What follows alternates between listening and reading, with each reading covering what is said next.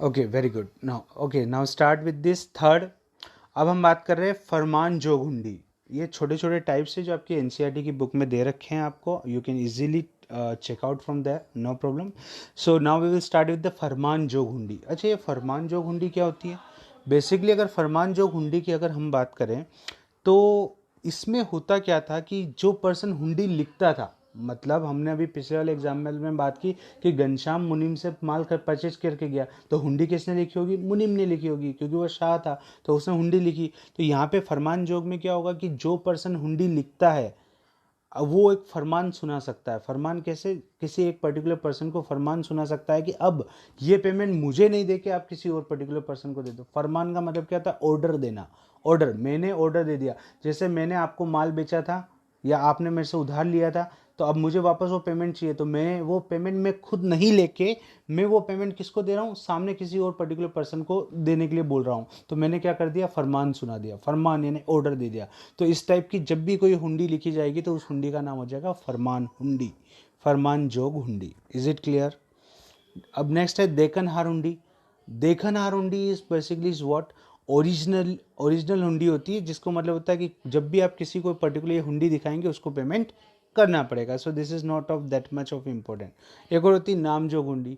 जिस पर्सन का हुंडी के अंदर नाम लिखा था उसी पर्सन को पेमेंट मिलेगा। अगर हुंडी में मेरा नाम लिखा है कि पेमेंट मैं रिसीव करूंगा तो वो पेमेंट मुझे ही मिलेगा। दैट इज कॉल्ड नाम जोग हुंडी। वो पेमेंट कौन रिसीव करेगा? वो पेमेंट मैं ही रिसीव करूंगा, नाम जोग हुंडी। जोखमी हुंडी। अच्छा, जोखमी हुंडी क्या होती थी कि जो जोखिम उठाता है। फॉर एग्जाम्पल सारा जोखिम, जैसे फॉर एग्जाम्पल मैंने आपको कोई गुड्स बेचे, आप रहते हो मुंबई के अंदर, तो अब यहाँ पे मैं क्या करूँगा? एक हुंडी बनाऊंगा। जैसे मैंने आपको माल बेचा तो मैं एक हुंडी बनाऊंगा और मेरा जो गुड्स है वो आपको मैं भेजूँगा Mumbai with the help of transportation. तो जब तक वो आपके पास नहीं पहुंच जाता तब तक जोखिम किसकी है? वो मेरी जोखिम है। तो उस टाइप की हुंडी को हम बोलते हैं जोखिम हुंडी। तो वो सारी लायबिलिटी, अगर मान लो वो गुड्स आपके पास नहीं पहुंचे, इन दैट केस सारी जोखिम जो होगी वो किसकी होगी? वो मेरी जोखिम होगी। Is it clear? तो इसको हम बोलते हैं जोखमी हुंडी। तो ये सारी हुंडीज हमने अभी बात की।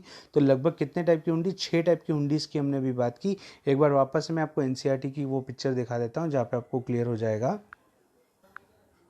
हियर यू कैन सी, देखिए आप, ये hundis as prescribed by Indian merchant communities. Okay, ये सारी हुंडीज है। धानी जोग, शाह जोग, फरमान जोग, देखनहार, धानी जोग और फरमान जोग एंड जोखमी।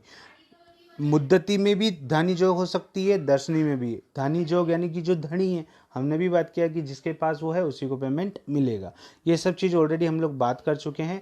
अब आगे हम लोग पढ़ेंगे इसके बाद ओके, राइज ऑफ इंटरमीडिएटरीज। बीच बीच में जो भी हम लोग बात करें इंटरमीडिएटरीज आए उन सब के बारे में। So this is not of that much of important in, you must know about it, so this is not required in that.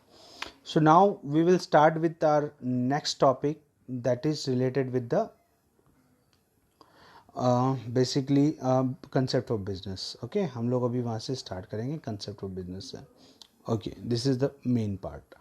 So next जो वीडियो है अभी हम लोग यहाँ से स्टार्ट करेंगे। यहाँ तक अभी तक जो 3 वीडियोस अभी तक हम लोग कवर अप कर चुके हैं, इन सब में अभी तक हमने एक पुराने टाइम की बात की कि बिजनेस में पुराने टाइम में किस टाइप से लोग बैंकिंग सिस्टम यानी कि इंडिजीनियस बैंकिंग सिस्टम को फॉलो करते थे।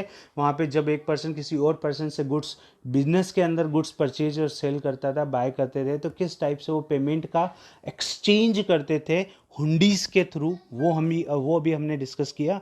और अभी अगले वाले पॉइंट्स के अंदर अभी हम डिस्कस करेंगे मेन जो हमारा चैप्टर जहाँ से स्टार्ट होता है, मेन वो चीज़ हम लोग अभी स्टार्ट करने वाले हैं। Okay okay.